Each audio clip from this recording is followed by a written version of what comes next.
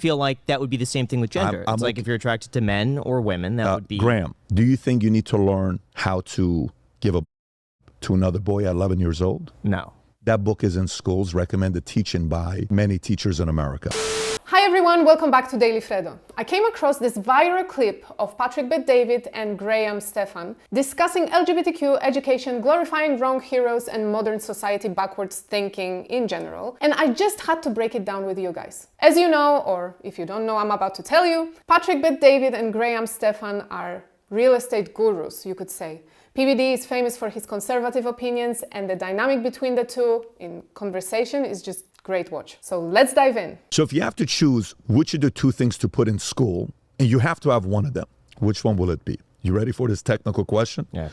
Would you rather have your kids have to learn about God and pray every morning and do pledge allegiance to the flag, but they don't get LGBTQ learning, you know, all the different sexes and all that stuff? Or would you take God out of school and add they have to learn about what it is to be gay, lesbian, bisexual, queer, trans, and they have to know at an early age because it's part of us being free and not being discriminatory? Which of those two would you want your kids to learn about, and you have to give up the other one? Bring on God. That's my answer. Why is there a pen cap and no pen? I don't have to think twice about it. Teach religion, which when taught well instills positive values in people. Throw in some lessons about money management, entrepreneurship, and home economics, and we're cooking. And while I do believe we should make kids aware that there are different types of families out there, 2 dads, 2 moms, this is not a priority. It is not the most important thing in the world for young people to learn. Let's hear Graham's answer though. I feel like there has to be a balance because you don't want to be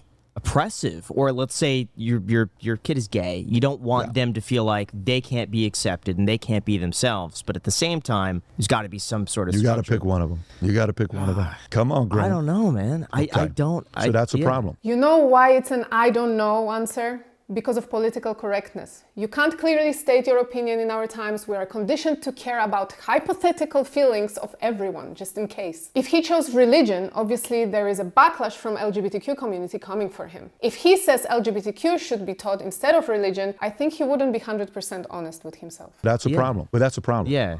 And the reason why that's a problem is the following thing. Are you gay? Me? No. What do I need to do to convert you? I'm listening. What do I need to do to convert you into being gay? I don't think you can. You don't think I could convert you to being gay?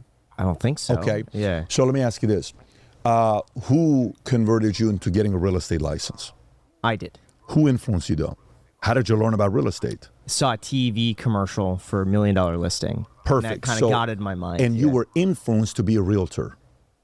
You weren't born with wanting to be a realtor. Correct. Bingo. Yeah. The fact that one of the most successful marketing strategies in the world is influencer marketing says it all. If you're exposed to something and it's made to look appealing, inviting, many times better than your current life situation, grass is greener type of thing, then you will be influenced to convert. And just a disclaimer here, before anyone bites my head off. Yes, you normally are born gay. Normally it's like a natural thing. However, in our times it all changed. LGBTQ became a cult. A lot of gay people decide not to participate in Pride BS because it has become a dangerous joke. Did you get it? Let me explain to you what I mean by this. Sure, please. So, stats came out that shows which generation is the gayest generation of all. That's part of the LGBTQ community. Do you think you care more about what I think at this age or when you were 14 years old? Definitely 14. No problem. Me too, right? So, do you think it's easier to convert you in a way of thinking at 14 or 33? 14. Of course, right? Okay. I became a Christian because somebody talked to me about it. I got into insurance because somebody influenced me to get into insurance, okay? I got into bodybuilding because I was influenced by Arnold Schwarzenegger. I went to Santa Monica Community College because I was influenced because that's where Arnold went. Influence, somebody influenced you, right? 4 generations, 5 generations. Traditionalist, you got the boomers, millennials, Gen X, and you got Gen Z. You ready? Traditionalist, 0.8% of our gay. 0.8% of traditionalists are gay. Boomers, 2.6%. Then you go to 5%. Then you go to 10%. You know what percentage of Gen Z identifies as LGBTQ? 21%.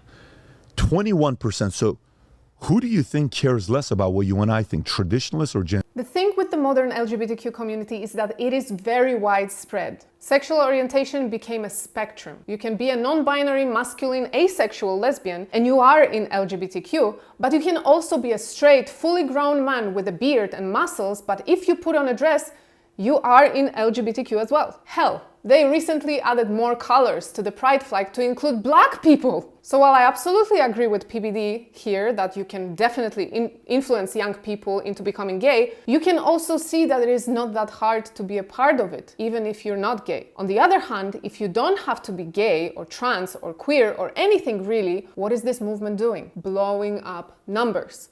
The more gay people, the more LGBTQ movement events, psychologists, gender-affirming specialists, funding. And of course, since it's easy to convince younger people that they belong in LGBTQ for reason XYZ, those numbers will keep growing, and the pockets of people steering this agenda will be filling up. You think if you and I are 70 years old and we're gay, do you really think you and I care about what other people think? What do you think? No, you're coming out. You ever seen a grandma or grandfather drop F-bombs and it's like, get your butt out of my, because that, listen, I'm 10 years away from living and dying. Like, I don't give a shit what you think about me.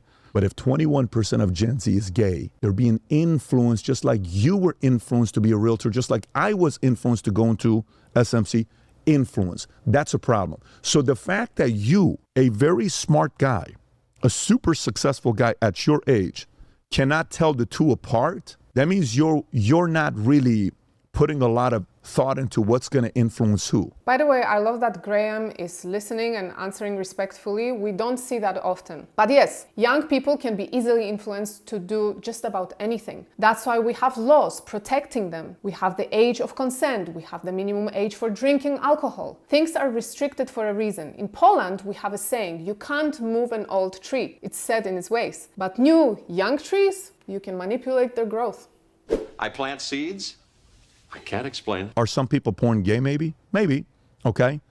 But if we take 1,000 gay people, what percentage of them are gay because they were born gay? What percentage of them are gay because they were influenced to be gay?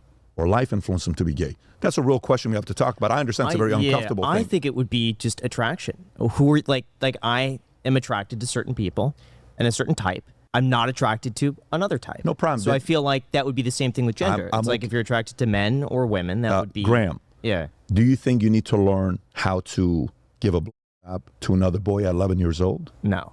That book is in schools, recommended teaching by many teachers in America.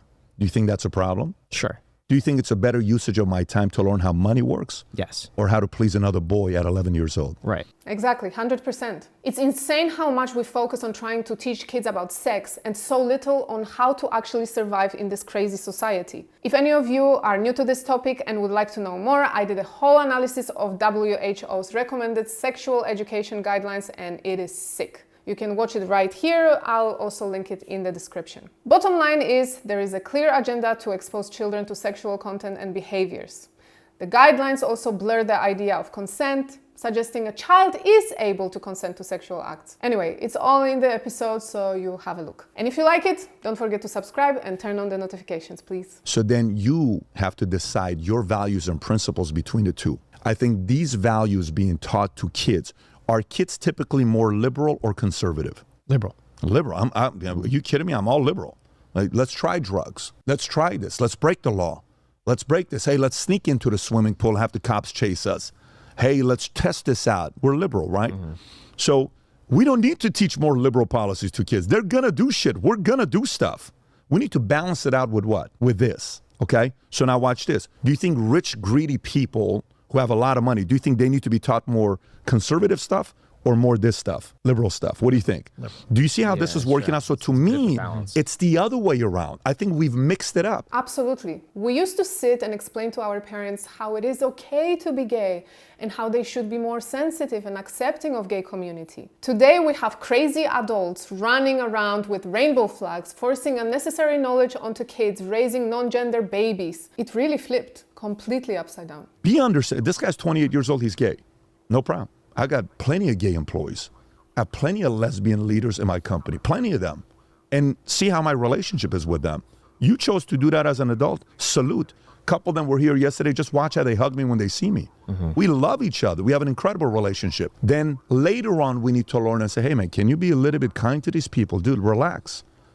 They just see things in a different way than you do. All good.